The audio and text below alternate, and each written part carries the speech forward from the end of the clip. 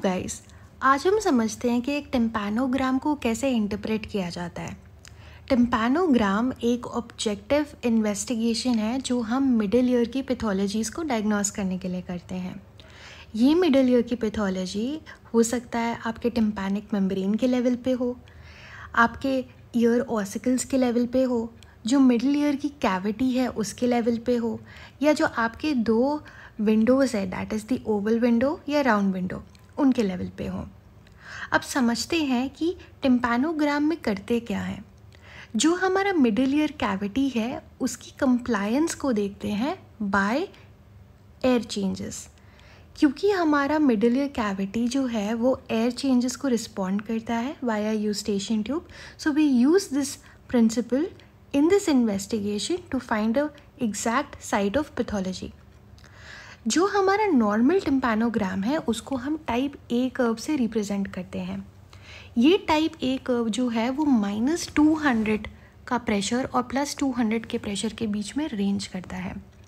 अगर इस प्रेशर के बियॉन्ड या इससे कम कोई चेंज हो जाता है तो वो एक पैथोलॉजी को इंडिकेट करता है। पहला देखते हैं, अगर मानिए कि आपके जो ओवल विंडो है वहाँ कोई स्क्लेरोसिस हो गया, या जो आपके बोन्स हैं उनके बीच में स्क्लेरोसिस हो गया due to chronic inflammation, due to a prior injury, तो वहाँ फिक्सेशन हो जाएगा। तो कहीं पे भी अगर आप फेविकॉल लगा दो तो क्या एक्सपेक्ट कर सकते हो कि जुड़ने की वजह से कंप्लायंस बहुत इंक्रीज़ होगा या नॉर्मल रहेगा? नहीं, it is going to decrease.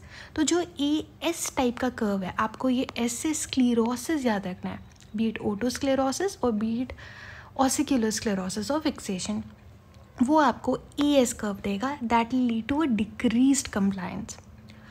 अगर मैं इसका जस्ट अपोजिट बोल दूँ, अगर ऑसिकल्स के बीच की जो कंटिन्यूटी है वो डिस्टर्ब हो जाए due to a trauma, ossicular discontinuity हो जाए माइलस इनकस और स्टेप्स के बीच में, या टिम्पैनिक मेम्ब्रेन अबनॉर्मली लैक्स्ड हो जाए, तो फिर कंप्लायंस जो है अबनॉर्मली ज़्यादा हो जाएगा।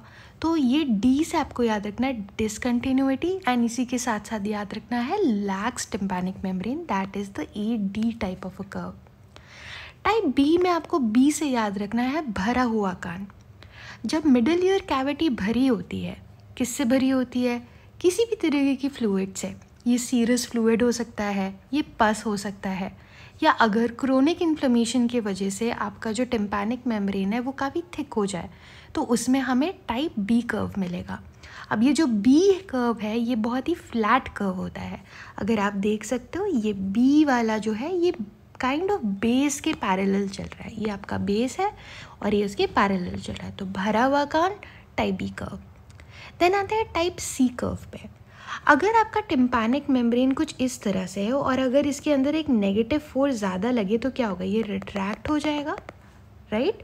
तो ये रिट्रैक्शन जो है ये ज़्यादा नेगेटिव प्रेशर की तरफ होता है, ठीक? अगर मानो ये टिम्पैनिक मेम्ब्रेन इस तरह रिट्रैक्ट हो रहा है तो ये क्या सी जैसा नहीं बन जाएगा? So type C is for retraction, और ये initial stages of serous otitis media के होता है। I hope you like this video. Thank you.